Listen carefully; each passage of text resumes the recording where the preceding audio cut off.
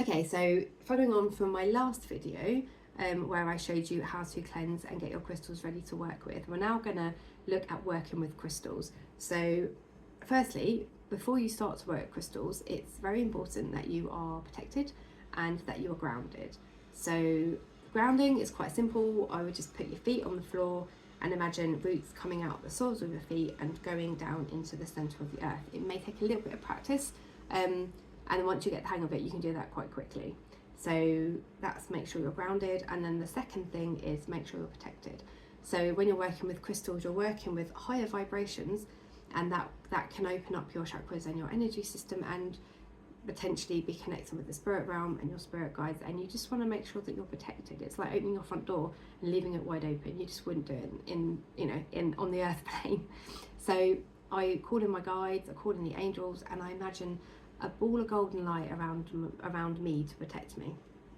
So once I've done those things, then I'm ready to start working with crystals. So if, for example, maybe you're in a crystal shop and you're trying to choose a crystal, or you're just looking at your collection of crystals. This is only a very small part of my collection. So how are you going to choose what one to work with? So for me, I always set an intention. So I want to work with a crystal. I can't even think what I want to work with one for now. To demonstrate working with a crystal for this video. So I'll just look over the crystals, and then I'll think, right, which one wants to work? Oh, that one. Yeah, okay, so one will jump out. I don't even know what this crystal is, actually. So this crystal has just popped out. It wants to work with me for the video, but everyone is drawn to crystals in a different way.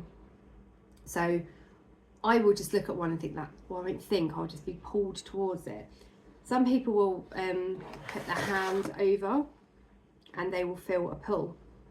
Some people do it with their eyes closed. They walk into a crystal shop. Actually, that's quite funny because I don't normally do it this way, but that one has just pulled my hand to pick it up. So they're kind of the obvious ones. Some people will douse, so they might go over a crystal and say, like, I don't know, I'll use one in my hand.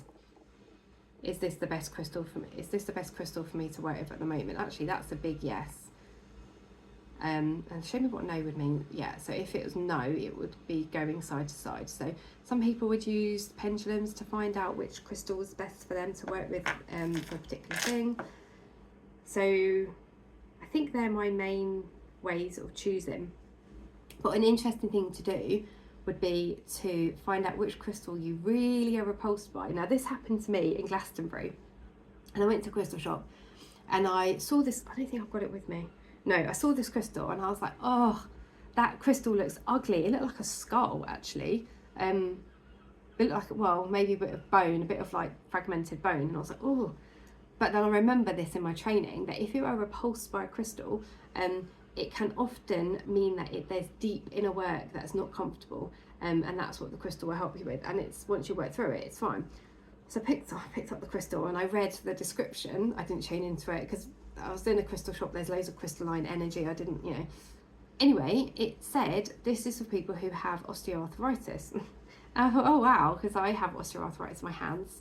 Oh, that is one that I do need to work with. So I bought it, and it is amazing how that has worked with me over time. Whenever I have achy osteoarthritis pains, I will connect with that crystal, send the energy to where it needs to go, and it's like better than taking ibuprofen for me personally. So that is another really interesting way to work out what crystal you need to work with on a particular day.